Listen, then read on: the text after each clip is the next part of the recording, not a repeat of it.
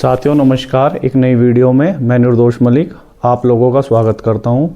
आज की वीडियो में हम चर्चा करेंगे एक पेस्टिसाइड की दुकान हम कैसे खोल सकते हैं और एक दुकान खोलने के लिए क्या क्या हमारी ज़रूरतें हैं, क्या योग्यता है, कितने हमें पेपर वर्क करना है, क्या हमारा पूंजी का स्टेटस रहेगा और बहुत सारी बारीकियाँ हैं जिसके बारे में हम क्रम से इस वीडियो में चर्चा करेंगे। मैं उम्मीद करूँगा आप बिना स्किप करे इसे देखें और बहुत ही सिंपल सा प्रोसीजर मैं आपको बताऊंगा। अगर आप फॉलो करें और आप इच्छुक है दुकान करने के तो ये आपकी बड़ी हेल्प करेगा।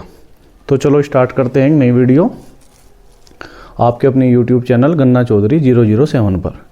तो सबसे पहले जो भी आवेदक इसमें एप्लीकेशन फॉर्म वगैरह भरना चाहते हैं और दुकान करने चाहते हैं तो सबसे पहले उनकी योग्यता, पहला स्टेप आएगा कि आपकी योग्यता क्या है। इसमें जो कृषि विभाग ने एक स्टैंडर्ड स्थापित किया है कि कम से कम क्या होना चाहिए।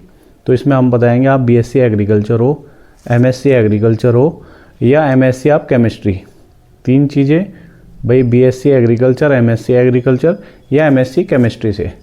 अगर आपके पास ये स्नातक की डिग्री है तो आप सीधा लाइसेंस के लिए अप्लाई कर सकते हैं। अगर आपके पास ये डिग्री नहीं है, आपका ग्रेजुएशन दूसरे बैकग्राउंड से हैं और आप ये दुकान करना चाह रहे हैं तो आपको एक डिप्लोमा लेना पड़ेगा जो कृषि विभाग द्वारा चलाया जाता है।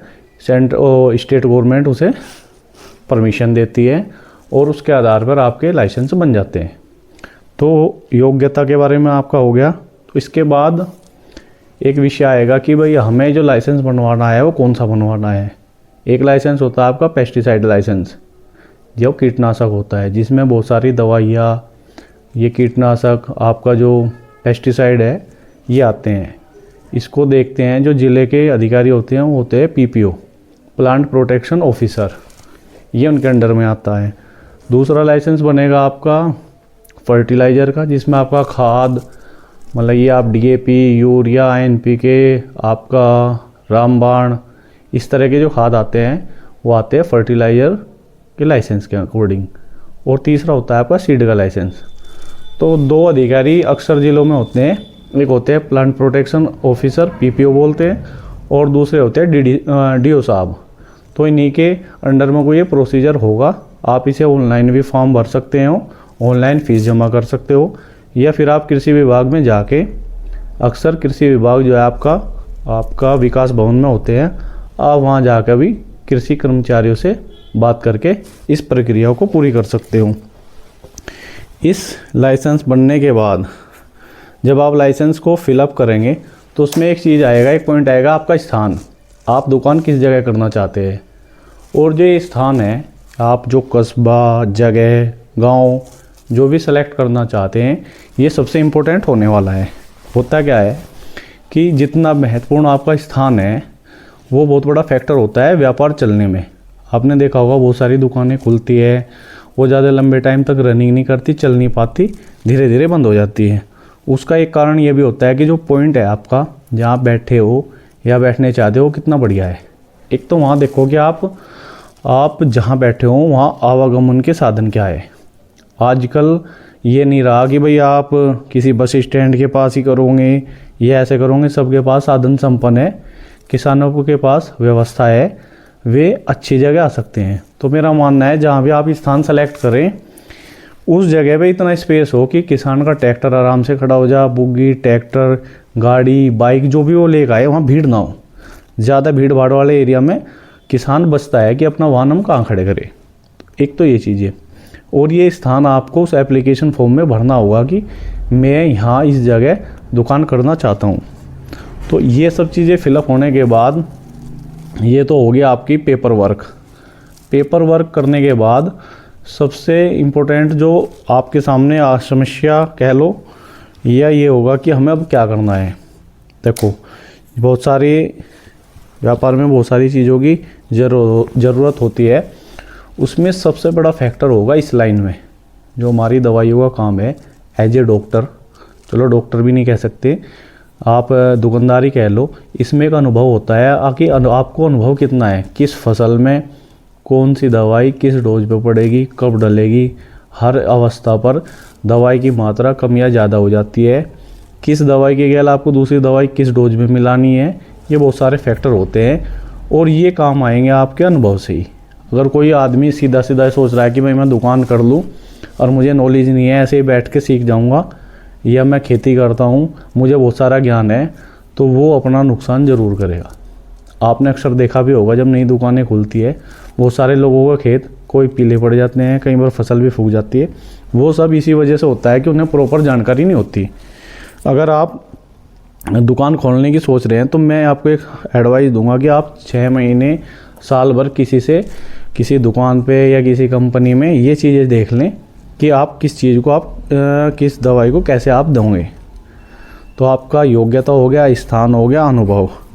सबसे इम्पोर्टेंट फैक्टर होगा इसमें कि आपकी दुकान कैसे चलेगी नहीं चलेगी। इसमें 5 फैक्टर, पहले 2 फैक्टर तो कोई बड़ी बात नहीं है, सभी पूरे कर लेंगे भाई, एप्लीकेशन फॉर्म भर लेंगे, आपका पेपर वर्क हो जाएगा। उसके बाद जो 5 फैक्टर होते हैं उसमें एक तो आपका स्थान हो गया, किस प्लेस पे आप दुकान करेंगे, वो बहुत इंपॉर्टेंट है। उसके बाद आपका अनुभव, वो तीसरी बात है आपकी पूंजी, आप दुकान में कितना पैसा इन्वेस्ट करेंगे। और ये इतना इम्पोर्टेंट फैक्टर है, इसी के इर्द गिर्द आपकी सारी अर्थव्यवस्था चलेगी। बहुत सी बार आपने देखा है कि वो कुछ दुकानदार, या जैसे मेरी बात होती है वो से पिछले कई सालों से देख रहा हूँ मैं कि छोटी पूंजी के लोग बहुत हैं। अब छोटी पूंजी का मतलब ये नहीं भाई कई करोड़ रुपए लगाने, होता क्या है कोई 20,000 कोई 50,000 ज़्यादा से ज़्यादा मैक्सिमम 1 लाख रुपए लेकर लोग इस धंधे को स्टार्ट करते हैं। और जो इतनी छोटी पूंजी में इस धंधे को स्टार्ट कर रहा है, मेरा मानना है कि वो 100% नुकसान में जाएगा। ये जितना उसने पैसा लगाया ये डूबेगा। एक कहावत है कि छोटी पूंजी वो बड़ी पूंजी छोटी पूंजी को खा जाती है। तो आप जिस जगह बैठोगे वहाँ आपके कंपटीटर भी होंगे और दुकानदार भी होंगे, तो लाख 1.5 लाख 50,000 की जो पूंजी है उसमें कुछ होने वाला नहीं है। क्योंकि हमारी जो लाइन है सीधे सीधे किसानों से जुड़ी हुई लाइन है। और कई बार ये होता है कि किसानों का पेमेंट नहीं आता। बहुत सी शुगर फैक्ट्रियाँ पेमेंट अच्छा करती है, बहुत सी नहीं करती। अब ऐसा नहीं है कि हम सारी चीज़ें नगद बेचेंगे, उधार भी बिकता है, पर्सनल संबंध भी होते हैं।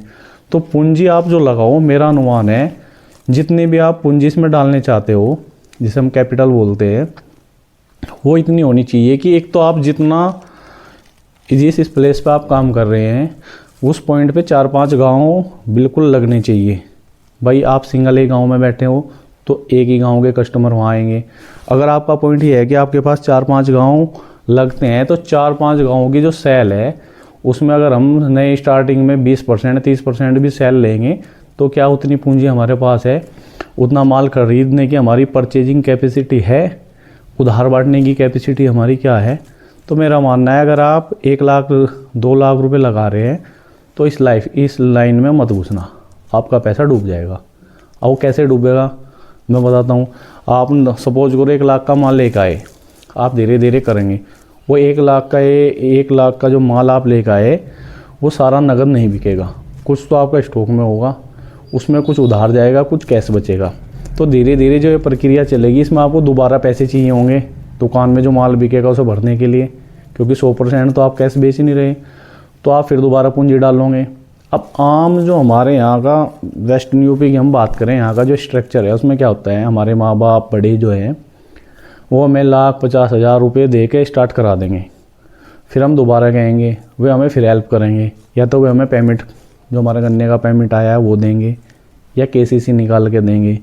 मैक्सिमम बात बता रहा हूँ, जिनके यहाँ जॉब या अदर कोई सोर्स नहीं है, आम किसान की बात करें, बिल्कुल ज़मीन लेवल की बात करें, तो उनके पास 2 ही सोर्स होंगे, या तो वे गन्ने से आपको पेमेंट देंगे गन्ने के उससे, या फिर वो आपको केसीसी बना के देंगे।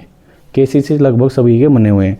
तो वे एक बार और आपकी हेल्प करेंगे, वो आप 6 महीने में हेल्प के लिए मांगो, 2 महीने में मांगो, तो एक बार और हेल्प करेंगे, आपके 1,50,000 रुपये और लगाएंगे। परंतु इतनी छोटी पूंजी इतने बड़े सीजन में 10 महीने दवाई बिकती है, कोई वैल्यू नहीं रखती। 1 साल के अंदर 6 महीने के अंदर 1-2 लाख रुपए सारे बढ़ जाएंगे। और ऐसा भी होगा कि आप तगादे करते रहो और आपके पास माल लाने के लिए उतनी पर्याप्त पूंजी ना हो। तो मेरा कहने का मतलब है, अगर आप एक ठीक ठाक व्यापार करना चाह रहे हैं तो ये मान के चलो 4 लाख रुपए के आसपास आपके पास होना चाहिए। 2-2.5 लाख का माल आप एक बार ले लें, 2-2.5 लाख रुपए का माल आप रिजर्व में रखें पैसे, कि अगर टूट पड़ती है तो मैं इसकी पूर्ति जो मेरे पास बैकअप मनी है मैं उससे कर सकूं। वैसे 4 लाख भी कोई बड़ी फिगर नहीं होती। एक बजट बता रहा हूँ कि मैं शुरू में कह दूँ भाई 10 लाख चाहिए, तो वो 100 लोग सोचेंगे यार ये तो हमें डरा रहा है, हमारे साथी ने तो कम में स्टार्ट कर दी। तो छोटी पूंजी वाले के लिए समस्या यही आएगी कि वो क्वांटिटी में ना तो सामान खरीद पाएगा। अब एक पेटी का एक रेट मिलेगा, 20 पेटी लोगे तो उसी हिसाब से आपको रेट मिलेंगे। बाज़ार चलता है क्वांटिटी के और एडवांस पेमेंट पर। अब वो ज़माना नहीं रहा, कंपनी ने उधार लिया, हमने उधार लिया और बांट दिया। अब जो पेस्टिसाइड की इंडस्ट्री है वो लगभग कैश पे आ गई। 2 दिन 4 दिन पहले कंपनी को पैसा देना होता है, तभी हमें रेट मिलते हैं। अगर हम ऐसा नहीं करेंगे तो हमारे पास उतने अच्छे रेट नहीं होंगे और मार्केट का जो कंपटीशन है उसे हम अचीव या उसे फेस नहीं कर पाएंगे। यहाँ आके भी हमारे रेट ख़राब हो जाएंगे। फिर किसान कहेंगे यार तुम्हारे रेट तो गंदे हैं, तुम तो महंगा दे रहे हो और दूसरा मंदा दे रहा है। तो पूंजी का आप ध्यान रखिए स्पेशल। उसके बाद आपका नेक्स्ट फैक्टर आएगा व्यवहार। आपका व्यवहार कितना अच्छा है, कितने अच्छे से आप किसानों को समझा सकते हो, कितना मतलब आप एक सामाजिक रूप से व्यवहारिक हो, जिससे कस्टमर आपके पास अट्रैक्टिव हो और आपकी दुकान पे अच्छे से आए। और 7वां पॉइंट होगा जी हमारी इस लाइन में समय, कि आप कितना समय आप दुकान को देते हो, कितना फील्ड में देते हो। दोनों चीज़ों पर डिपेंड करेगा, फील्ड कितना अच्छा कर पाते हो, कितना अच्छा आप समय अपनी दुकान पे देते हो। और इन सब के बाद ये आता है कि जैसे कि आप नई दुकानदार हो, इसमें होगा क्या, जब हम नई दुकान खोलते हैं उस पर एक तरफ से कस्टमर आएंगे सभी चेक करने, भाई नई दुकान खुली है, ये हमें कितना अच्छा माल देगा नहीं देगा, क्या क्वालिटी है, क्या रेट है। तो जब दुकान खुलती है, जब आदमी में बड़ा जोश होता है यार बहुत कस्टमर आ रहे हैं, फिर कुछ टाइम बाद वे धीरे धीरे घटने लगते हैं। और एक टाइम ऐसा आता है कि जैसे जैसे सीज़न कम होगा तो ग्राहक भी कम हो जाएंगे और कुछ महीने ऐसे आएंगे कि आप अपना खर्चा पानी निकालना भी आपके लिए भारी हो जाए। तो एक तो ये सब्र होना चाहिए कि भाई मुझे यही काम करना है, थोड़ा टाइम लगेगा, बाकी मैं इसे छोड़ने वाला नहीं हूँ। और ये प्रक्रिया आपकी लगभग 4 साल चलेगी। फर्स्ट ईयर आपके पास ज़्यादा कस्टमर आएंगे, सेकंड ईयर कुछ कस्टमर वापस चले जाएंगे, कुछ रह जाएंगे, थर्ड ईयर आपके कस्टमर घटेंगे और थोड़े से घटेंगे। आप उसके अनुभव और आपके ऊपर डिपेंड करेगा कि आप अपने कस्टमर को कैसे रोक लो। और चौथे साल में आपके कस्टमर जो फर्स्ट ईयर आपके कस्टमर थे, अगर आपके 70% कस्टमर आपके पास है या जो बीच में गए थे वो वापस आ गए, तब आपका पैमाना ये होगा कि हाँ ये बंदा इस लाइन में कामयाब होगा। लगभग 4 से 5 साल लग जाते हैं एक दुकान को कामयाब होने में, एक दुकान को चलने में। उसके लिए बहुत बड़ा सब्र चाहिए।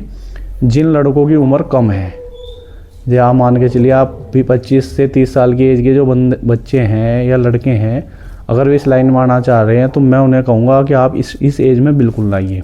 पहले आप ट्राई कीजिए गवर्नमेंट जॉब, आपकी एज है। जब आपको लगे कि यार हमें तो कुछ करना है, अब हमें गवर्नमेंट जॉब नहीं कर सकते, हमें व्यापार करना है, तब इस लाइन में घुसे। क्योंकि अगर आपके 2 मन होंगे ना, 2 नाव की सवारी करोगे तो आप डूब जाओगे, ना आप दुकान कर पाओ ना आप अच्छे जॉब कर पाओ। तो मेरा यही अनुभव है कि आप इन 7 फैक्टर पे काम करें। 2 तो पेपर वर्क के हो गए, योग्यता पे, बल्कि 5 फैक्टर जो है बहुत इंपॉर्टेंट है। दोबारा रिपीट कर दो, आपका स्थान, आपका अनुभव, आपकी पूंजी, आपका व्यवहार और आपका समय, कितना समय आप फील्ड में दे सकते हो। तो इन सारे फैक्टर पे अगर आप काम करें तो आप एक अच्छी दुकान चला सकते हो। और लास्ट में एक अपील करूँगा, जो भी भाई नई दुकान करें, मैं ये चाहूँगा कि आप जो बेहतर से बेहतर प्रोडक्ट है, जब आप दुकान करोगे आपको पता चले, उन्हीं कंपनियों का आप प्रोडक्ट बेचिए और किसान को जायज़ से जायज़ रेट में दीजिए। और कई बार लोगों का कहना है यार हमें रेट नहीं मिले, उसके लिए आपको पूंजी लगानी पड़ेगी। आपके पास पैसा कितना है, जितना अच्छा आप पैसा लगाओगे उतना अच्छा आपको रेट मिलेगा और उतना अच्छा आप मार्केट में कंपटीशन को फेस कर सकोगे। तो इस वीडियो में सिर्फ इतना ही। और अगर कोई बात रह गई होगी, वो चीज़ें चलती रहती हैं व्यापार में, इससे ज़्यादा बात बताने के लिए कोई नहीं होता। बहुत लंबा प्रोसीजर है, जैसे जैसे आप आओगे सीख जाओगे। आज की वीडियो में बस इतना ही। धन्यवाद।